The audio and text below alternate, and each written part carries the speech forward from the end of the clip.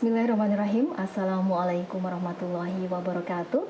Saudaraku pemirsa channel terpilih MTA TV dan juga Anda pendengar radio Persada FM. Alhamdulillah berjumpa lagi bersama saya Ida Aisyah di program spesialis bersama Rumah Sakit UNS. Dan siang hari ini kita akan membahas tema yaitu waspada diabetes mellitus. Nah, bersama narasumber Dr. Artika Ramadhani, spesialis penyakit dalam, tentu saja dari Rumah Sakit UNS. Langsung saja kita sapa beliau. Assalamualaikum warahmatullahi wabarakatuh, dokter. Waalaikumsalam warahmatullahi wabarakatuh. Apa kabarnya ini, dokter? Baik, senang Mbak berada di sini, gitu ya. Ya, Dr. Artika Ramadhani, biasanya dipanggil siapa ini, dokter? Artika saja. Dr. Artika, ya. Baik. Jadi melakukan atau tugas praktek di Rumah Sakit UNS ini setiap hari apa? Setiap hari. Setiap hari, Senin sampai Sabtu? Senin sampai, ya, sampai Sabtu. Oh, ya, gitu. Betul. Di poliklinik penyakit dalam? Iya, di poliklinik penyakit dalam, betul. Selain itu juga sebagai pengajar di UNS? Di UNS, betul. Di Fakultas Kedokteran, ya. Gitu ya. Baik, dokter. Ini kalau kita bicara tentang diabetes mellitus, pemberitaan akhir-akhir ini ataupun ketika kita mendengar ya dari berbagai kalangan di media sosial dimanapun banyak yang menyampaikan bahwa penderita diabetes mellitus itu semakin banyak dari hari ke hari, kemudian bahkan untuk rentang usianya pun semakin muda begitu ya. Yang sebetulnya untuk kondisi yang sebetulnya atau yang benar, yang mungkin terkini seperti apa ini, dokter, termasuk jumlah dan juga usia yang penderitanya begitu. Ya, baik, terima kasih Mbak Ida. Jadi penyakit diabetes itu memang sangat banyak ya yang menderita penyakit diabetes. Kalau 10 tahun yang lalu di Indonesia sendiri peringkatnya kira-kira masih peringkat ya sudah 10 besar sebenarnya, peringkat 7 seperti itu. Tapi 5 tahun terakhir sampai dengan tahun 2026 ini peringkatnya peringkat 5 di dunia. Jadi sangat banyak sekali penderitanya, kurang lebih penderitanya 19 juta jiwa di Indonesia sendiri. Padahal di Indonesia itu kan kita ada sekitar 200 juta jiwa ya, jadi sekitar 10%-nya ya, hampir 10%-nya menderita diabetes, terutama untuk diabetes tipe 2 atau yang usia dewasa 20 sampai 70 tahun seperti itu. 20 sampai 70 ya. Berarti memang kalau mungkin 10 tahun yang lalu penderitanya mungkin masih didominasi usia dewasa, mungkin 50 tahun ke atas gitu. Iya, betul, betul. Tapi sekarang sudah mulai usia 25, 30 sudah mulai ada diabetes seperti itu. Baik, nanti sebelum kita masuk ke faktor risiko begitu ya, mungkin ini dulu, dokter, ya, bisa disampaikan sebetulnya yang disebut seseorang dia dikategorikan sebagai penderita diabetes mellitus ini seperti apa, dokter? Ya, jadi penderita diabetes ya, untuk diabetes mellitus sendiri itu di masyarakat sering dikenal sebagai penyakit kencing manis atau penyakit gula. Nah, itu terjadi penumpukan gula di dalam tubuh yang sangat tinggi. Sebenarnya bukan hanya gula darah di dalam tubuh yang tinggi ya, tetapi tubuh itu tidak bisa mengelola dengan baik gitu. Jadi di tubuh itu ada yang namanya hormon insulin yang fungsinya untuk mengangkut gula ke dalam sel untuk dijadikan energi, tapi pabriknya atau yang memproduksi hormon insulin itu di pankreas itu sudah tidak bisa bekerja dengan baik gitu, sehingga gulanya itu tidak bisa masuk ke dalam sel seperti itu. Penyebabnya apa ini, dokter? Kenapa tadi pabriknya sudah tidak berfungsi dengan normal? Ya, jadi penyebabnya sebenarnya macam-macam ya. Kalau untuk diabetes tipe 2 itu penyebabnya terutama pola hidup yang kurang sehat. Tentu ada juga faktor genetik, tapi lebih ke pola hidup yang kurang sehat seperti makannya itu sembarangan gitu ya, dengan gula yang tinggi, kadar gula yang tinggi, kemudian aktivitas fisik yang kurang seperti itu. Baik, tadi dokter menyebutkan tentang diabetes tipe 2 begitu ya. Sebetulnya Bedanya apa ini dokter dengan tipe 1? Ada tipe 2 berarti ada tipe 1 begitu ya? Iya. Jadi untuk jenis-jenis diabetes itu ada 4 ya yang umum diketahui ya. Jadi ada diabetes tipe 1. Diabetes tipe 1 itu biasanya pada anak-anak. Jadi dia itu pankreasnya sama sekali tidak bisa memproduksi insulin. Jadi pabriknya itu sama sekali tidak mengeluarkan produk gitu. Nah, kalau diabetes tipe 2 itu dia bisa menghasilkan insulin tetapi tidak sensitif gitu untuk mengangkut glukosa atau gula gitu. Biasanya pada usia ini ya, usia 20 tahun ke atas ya atau 30 tahun ke atas. Kemudian ada juga diabetes gestasional. Kalau diabetes gestasional itu pada ibu hamil. Biasanya pada ibu hamil ketika dicek gulanya tinggi seperti itu. Biasanya hanya sementara saja seperti gitu itu ya. Kemudian ada juga diabetes tipe lain. Tipe lain itu dikarenakan penyakit lain ataupun dikarenakan obat-obatan seperti obat kortikosteroid. Seperti itu. Baik. Kemudian cara mendeteksi dini adanya diabetes itu seperti apa, dokter? Ya, sebenarnya kalau untuk cara mendeteksi dini kita harus pertama kita harus sadar ya mengenai diabetes ini sendiri. Jadi pertama kita itu harus mengetahui nih bahwa sekarang itu banyak yang menderita diabetes, harus aware. Jadi mengikuti edukasi-edukasi seperti ini, seperti talk show ini. Jadi paham, oh ternyata ada nih diabetes gitu. Kemudian yang kedua, dari mengikuti edukasi-edukasi tersebut, kita jadi tahu faktor resikonya. Kita bisa merefleksikan kepada diri kita gitu, apakah saya termasuk faktor resiko tersebut, misalnya obesitas pada pasien obesitas ya, kemudian makanannya itu sembarangan gitu ya, banyak makan kue atau banyak makan manis-manis seperti itu. Sebenarnya tidak hanya yang manis-manis ya, junk food juga termasuk ya, junk food dan lain-lain. Kemudian aktivitas fisik yang kurang gitu ya. Berarti ini relate dengan kondisi saat ini ya? Ya, kalau sudah seperti itu, ditambah lagi ini, kalau kita punya faktor keturunan, bapak atau ibu atau saudara kandung yang punya diabetes, nah itu sebaiknya harus segera deteksi dini sih, gitu. Baik. Nah, untuk deteksi dininya ini yang seperti apa, dokter? Ya, deteksi dininya bisa kita cek gula darah ya.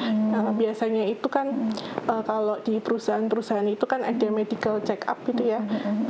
Tapi sebenarnya kalau kita sudah punya faktor risiko bisa cek sendiri di rumah juga bisa ya, pakai alat namanya glukometer seperti itu. Ini untuk cek sendiri ataupun mungkin kita periksa ke lab begitu, idealnya berapa kali berapa kali per bulan atau bagaimana? Ya, sebenarnya kalau sudah ada resiko ya sebaiknya kalau medical check up itu 1 tahun sekali ya, gitu. Sebenarnya tidak ada kekhususan timingnya ya, gitu. Asalkan ada faktor resiko tadi, sebaiknya segera cek gula. Nanti kalau tergantung nanti kita cek gulanya gula apa. Ada yang namanya gula darah acak, gitu. Kalau gula darah acaknya itu lebih dari 200, maka kemungkinan sudah menderita diabetes, gitu. Yang dimaksud gula darah acak yang seperti apa ini? Jadi ketika ini gula darah tidak puasa dulu sebelumnya, ya gula darah sewaktu. Sewaktu ya, jadi kondisi apapun ya kita cek kondisi saat itu juga kita cek lebih dari 200. Nah itu bisa dikerjakan secara mandiri. Nanti kalau lebih dari 200 ya sebaiknya ke fasilitas kesehatan untuk dicek lebih lanjut gitu. Ada pemeriksaan khusus lagi, namanya pemeriksaan HbA1c. Nah itu dia lebih spesifik lagi. Jadi benar-benar kita mengetahui pola gula darah kita 3 bulan ke belakang, seperti itu. Apakah sudah diabetes atau tidak? Kalau HbA1c-nya itu lebih dari 6,5%, nah maka itu sudah diabetes gitu. Ya baik dokter.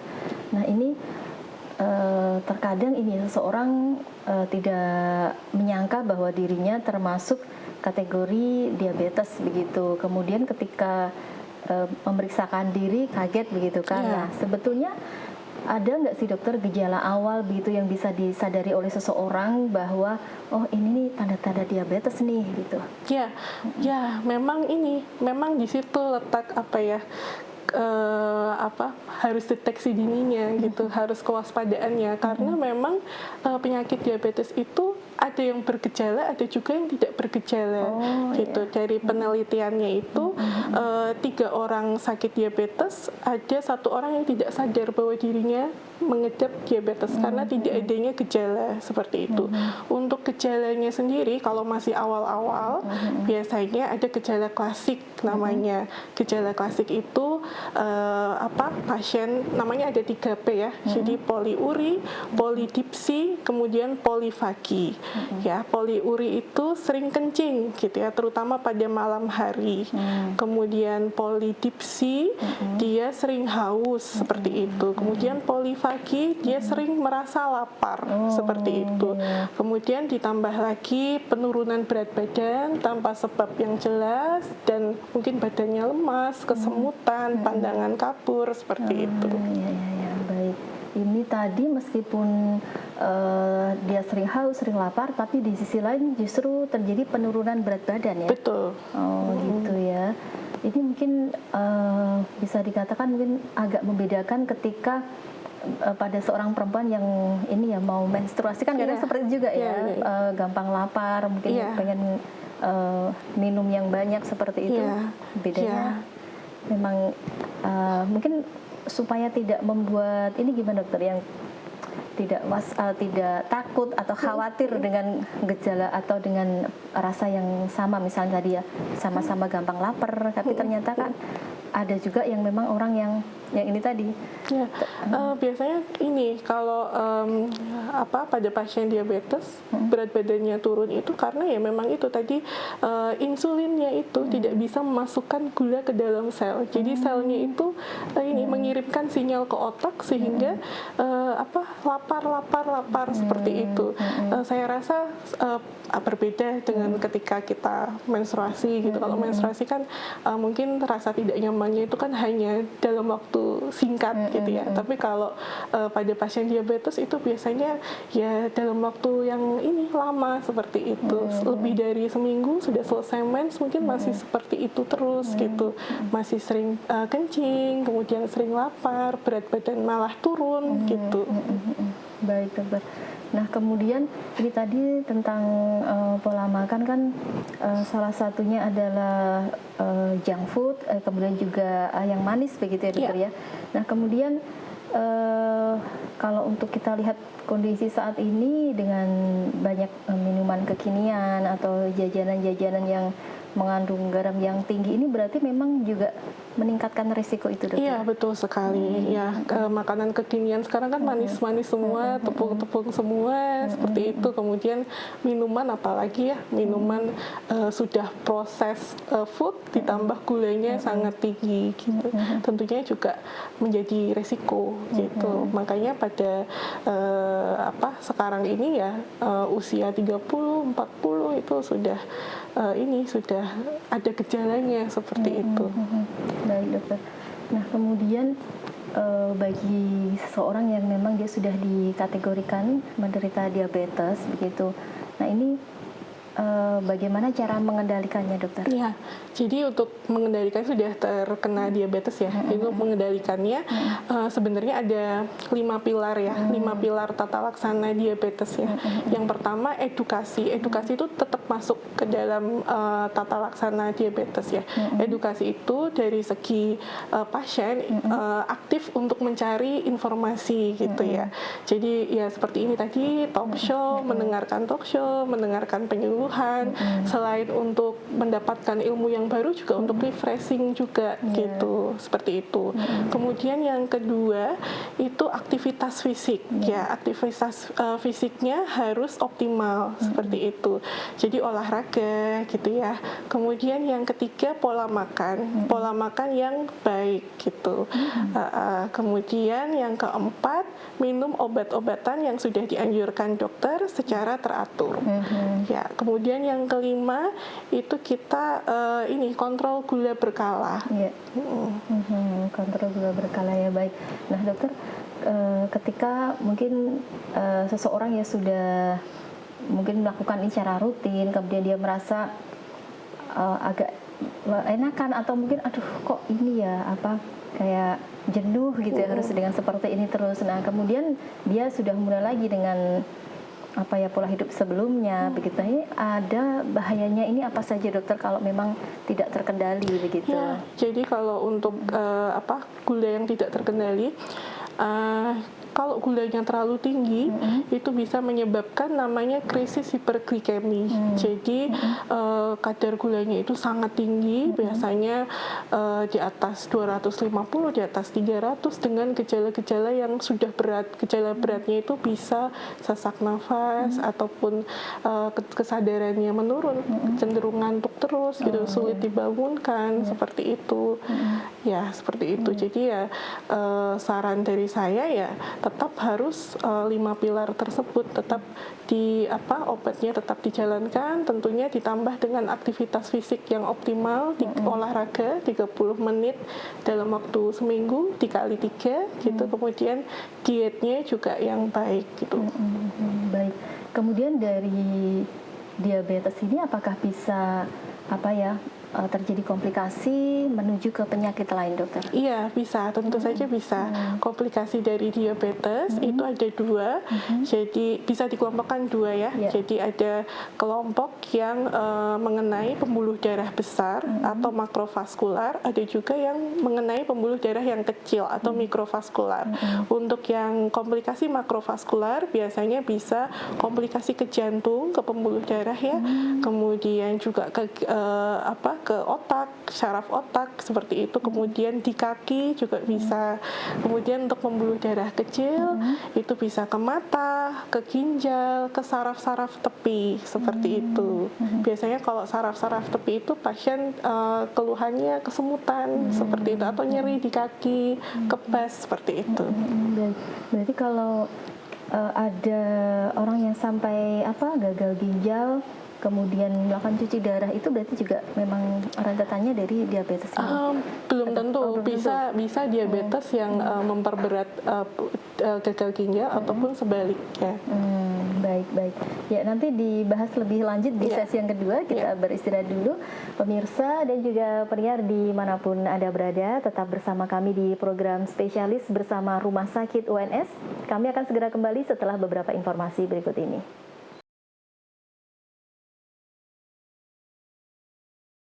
Ya baik, saudaraku pemirsa channel terpilih MTA TV dan juga pendengar radio Persada FM, kembali kita di program spesialis bersama Rumah Sakit UNS. Tema kita untuk kesempatan pagi hari ini tentang waspada diabetes mellitus, kenali gejala dan cegah resiko sejak dini. Kita masih bersama Dr. Artika Ramadhani, spesialis penyakit dalam dari Rumah Sakit UNS, dan kami juga berikan kesempatan untuk pemirsa dan juga pendengar yang ingin bertanya. Silakan Anda bisa menelpon ke 02716793000, SMS dan juga WhatsApp di 08112553000. Baik, pemirsa dan juga pendengar, sembari barangkali nanti ada Anda yang ingin bertanya begitu ya. Kita lanjutkan lebih dahulu perbincangan dengan Dr. Artika. Nah dokter, tadi kan ada resiko ya untuk seseorang yang memang lebih berisiko terkena diabetes. Salah satunya kan tadi disampaikan faktor keturunan begitu. Nah, apakah betul kalau seorang anak perempuan itu juga lebih berisiko, dokter, ketika ada mungkin orang tuanya yang terkena diabetes? Gitu? Oh iya, terima kasih. Ya, sebenarnya tidak spesifik anak perempuan saja. Kalau kita, bapak atau ibu kita sudah ada yang terdiagnosa diabetes, ataupun punya diabetes tapi mungkin tidak tahu ya, tahu kan kalau orang-orang zaman yang lampau itu kan tidak pernah cek seperti itu kan. Nah itu, atau saudara kandungnya kita ada yang diabetes, ya sudah beresiko resiko ada diabetes sekitar 10% 10 sampai 50% gitu untuk kedepannya seperti itu. Maka kalau sudah tahu gitu ada resiko, ya lebih berhati-hati lagi dari sejak awal, ya menghindari yang makanan-makanan yang tidak sehat, terus aktivitas juga harus baik gitu, olahraga maksimal seperti itu. Baik, kalau dokter, olahraga yang disarankan apa ini dokter untuk mencegah diabetes itu? Ya, sebenarnya nanti kembali lagi ke masing-masing individu ya, karena kan kondisi individu itu kan berbeda-beda. Kalau penyandang diabetes, ya yang secara optimal yang bisa dilakukan oleh individu tersebut gitu. Misalnya kalau pasiennya sudah ada nyeri di lutut atau sudah lansia, itu kan tidak bisa kalau kita paksakan untuk misalnya berjalan gitu ya. Jadi yang bisa dilakukan mau senam di tempat juga boleh, mau berenang bagus, sepeda statis juga bagus, berjalan juga bagus sekali seperti itu. Jadi kembali ke individu masing-masing, seoptimal mungkin seperti itu. Berarti ini berlaku untuk yang sudah terkena maupun untuk mencegah ya, sama olahraganya disesuaikan dengan fisik kita masing-masing. Betul. Baik, minimal setengah jam atau 30 menit per hari ya dokter ya? Iya, minimal 30 menit 3 kali dalam seminggu ya, seperti itu. Kalau lebih ya lebih bagus lagi sebenarnya ya. Baik dokter. Nah kemudian ini dokter, selama praktek nih ya dokter, menangani pasien begitu, bisa diceritakan nih dokter kasus-kasus diabetes mellitus yang mungkin bisa jadi pelajaran ini untuk pemirsa dan juga pendengar?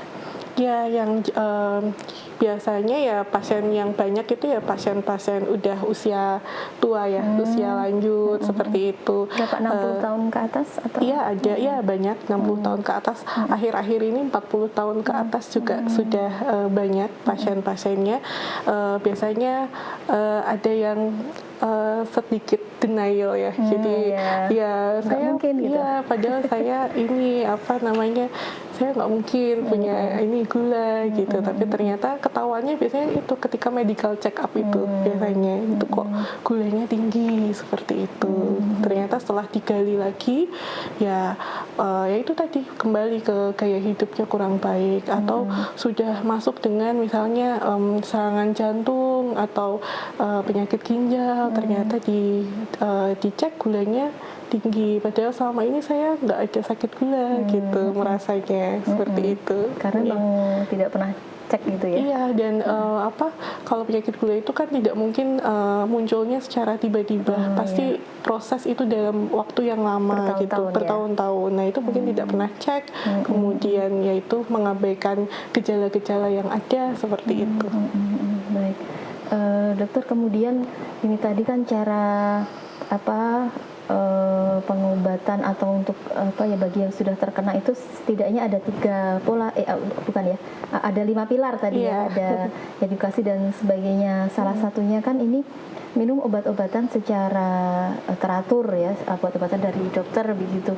Kemudian di sisi lain di masyarakat kita juga banyak beredar herbal begitu. Nah kalau dari dokter sendiri bagaimana sih mungkin lebih efektif mana begitu, untuk herbal atau obat-obatan kimia?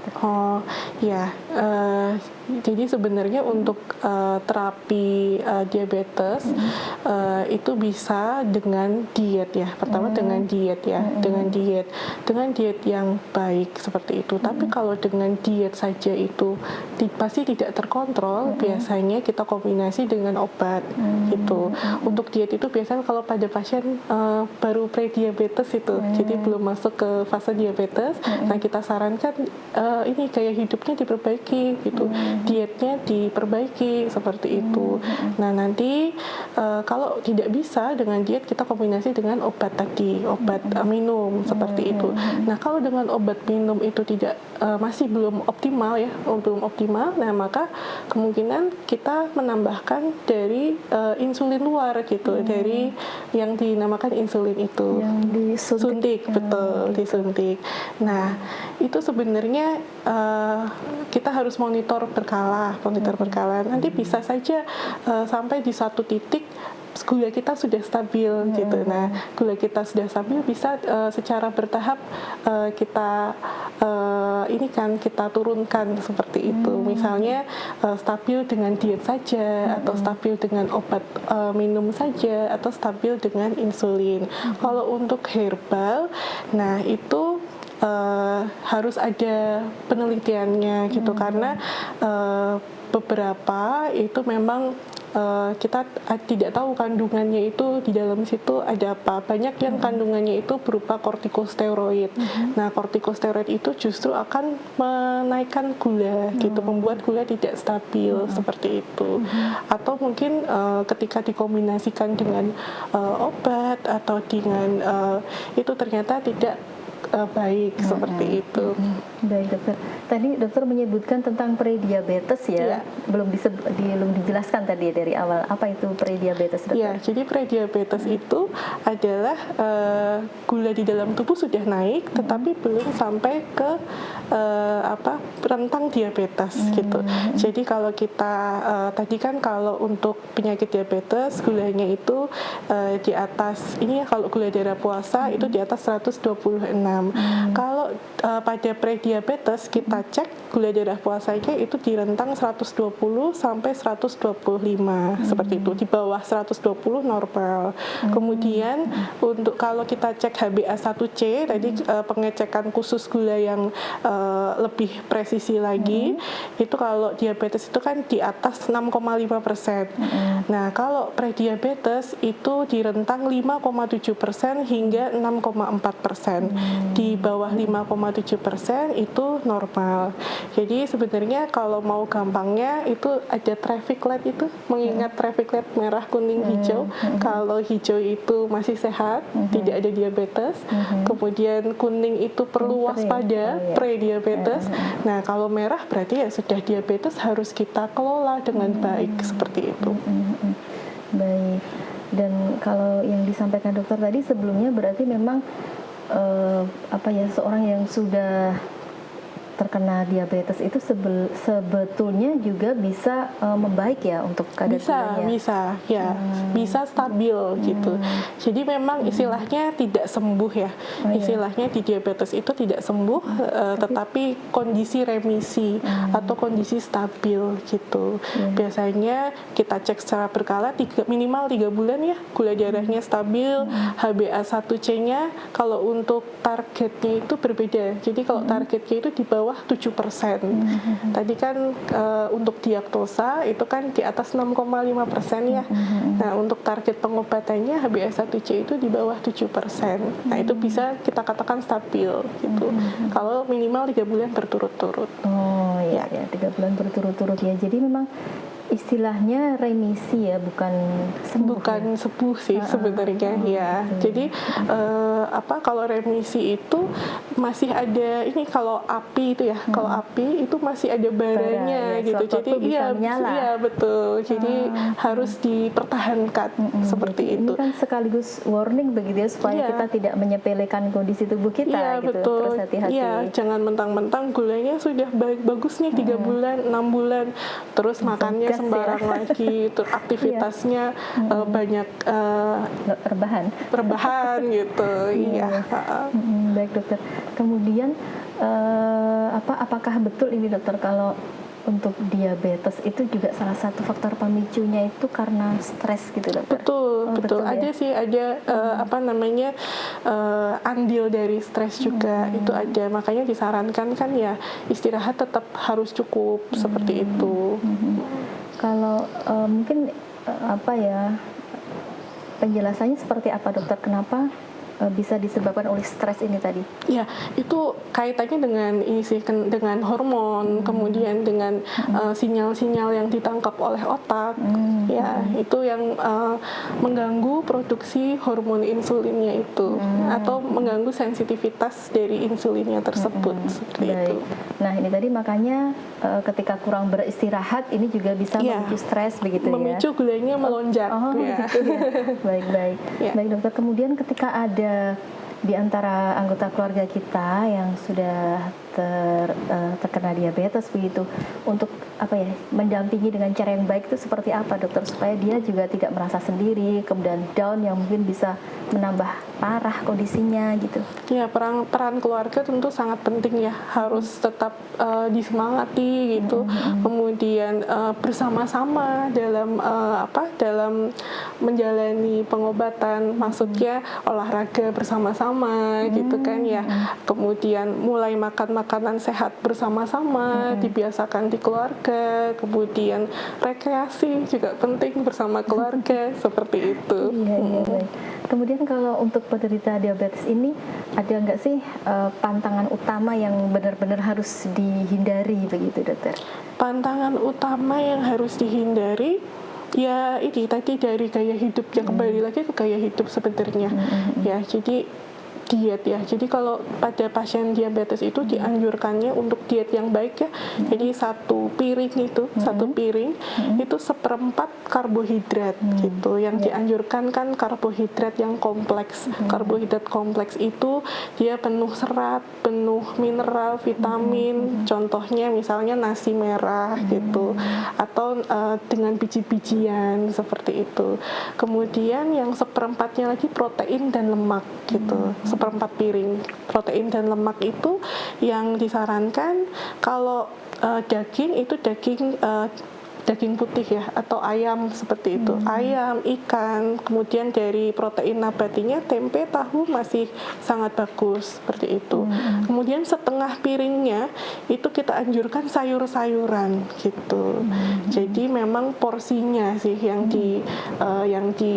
Diatur ya? diatur. Jadi kalau diet itu ada 3J. Jadi jumlah, kemudian jenisnya, kemudian jadwal makannya seperti itu. Jadwalnya seperti apa ini, dokter? Ya, jadwalnya kalau bisa teratur. Jadi makan pagi, siang, sore gitu.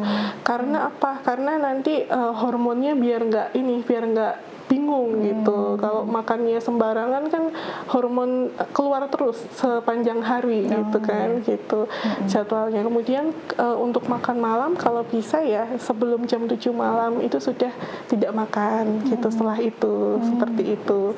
Itu jadwalnya. Jadi kalau bisa teratur supaya hormonnya juga teratur juga untuk bekerja seperti itu. Kemudian jenisnya yang tadi itu karbohidrat sedikit, protein seperempat piring ya. Kemudian yang paling banyak sayur-sayuran begitu. Baik, jadi tidak kebalik ya, karena biasanya kadang atau sering juga lebih banyak karbo ya, karena kayak kurang kenyang gitu ya. Iya.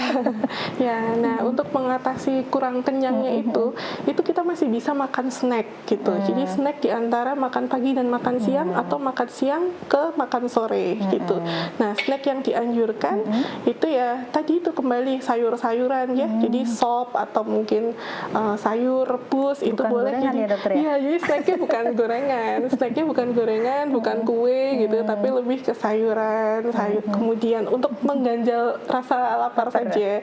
Kemudian yang buah itu masih boleh, tapi sebaiknya buah yang disarankan yang gulanya itu sedikit. Contohnya bisa pir kuning, itu masih bisa ya, atau apel atau pepaya juga masih boleh, karena pepaya itu kan seratnya banyak ya, masih ada fungsinya untuk pencernaan ya, seperti itu. Cuma jumlahnya tidak banyak gitu ya. Berarti kalau pisang begitu mungkin kurang cocok ya? Pisang ya kalau terlalu manis juga ya gulanya akan meningkat. Baik, dokter. Nah, ini kalau untuk makanan berlemak dari mungkin daging ayam atau sapi, kan kita suka nih ya, cewek-cewek nih makan kulit ayam gitu. Nah, ini seberapa ini ya boleh sering dimakan tuh, seberapa banyak atau bagaimana, dokter, supaya tidak membahayakan begitu? Ya, sebenarnya kalau kulit ayam itu kan sudah ada tepungnya ya untuk menggoreng kulitnya, kemudian minyaknya pasti sangat banyak, yaitu saya sarankan sih tidak usah dimakan, tidak usah dikonsumsi. Sewajarnya aja, minyaknya sedikit kan, seperti ayam goreng itu kan kita goreng bisa minyaknya sedikit saja. Nah, itu sudah cukup lemaknya dari situ gitu. Jadi untuk mungkin direbus aja rebus gitu ya, lebih baik lagi ya gitu. Kalau dagingnya ya disarankan ya tadi daging ayam, kalau bisa ya dada gitu ya. Kemudian ya ikan juga baik. Baik, dokter. Kemudian silakan ini pesannya ini untuk pemirsa dan juga pendengar agar lebih waspada terhadap diabetes, tetapi tidak takut yang berlebihan gitu, dokter. Ya, pesannya ya sedini mungkin mulai untuk lebih konsisten dalam menjaga gaya hidup, seperti tadi makan makanan yang bergizi, kemudian yang menghindari yang proses ya, ultra processed food, kemudian aktivitasnya juga lebih optimal, olahraga optimal, kemudian istirahat yang cukup seperti itu ya. Kemudian jangan lupa juga disempatkan untuk medical check up gitu ya, untuk periksa gula darah secara berkala. Baik, dokter. Nah, untuk pemirsa dan juga pendengar yang ingin berkonsultasi lebih lanjut ini dengan dokter di Rumah Sakit UNS ini, prosedurnya bagaimana ya, dokter? Ya, bisa langsung datang ke Rumah Sakit UNS, kemudian kami di Rumah Sakit UNS ada 9 spesialis penyakit dalam. Silahkan nanti disesuaikan dengan jadwal para pendengar juga dengan jadwal yang ada di Rumah Sakit UNS. Ya. Baik. Terima kasih sekali Dokter Artika sudah meluangkan waktunya untuk berbagi informasi kepada pemirsa semuanya. Semoga ini menambah atau menumbuhkan kepedulian ya kepada pemirsa dan juga pribadi saya juga begitu ya, lebih aware terhadap kondisi kesehatan kita masing-masing. Apalagi kalau tadi disampaikan semakin banyak yang terkena dan peringkatnya Indonesia naik ya, bukan prestasi ya, tapi 5 besar. 5 besar sangat memprihatinkan. Semoga edukasi yang seperti ini juga nanti bisa dijalankan oleh pemirsa dan juga pendengar semuanya. Baik dokter, terima kasih. Assalamualaikum warahmatullahi wabarakatuh. Ya baik saudaraku pemirsa channel terpilih MTA TV dimanapun Anda berada, akhirnya sampai di sini perjumpaan kita di program spesialis bersama Rumah Sakit UNS. Semoga bermanfaat untuk Anda semuanya. Saya Ida Aisyah bersama seluruh kru yang bertugas pamit undur diri. Assalamualaikum warahmatullahi wabarakatuh.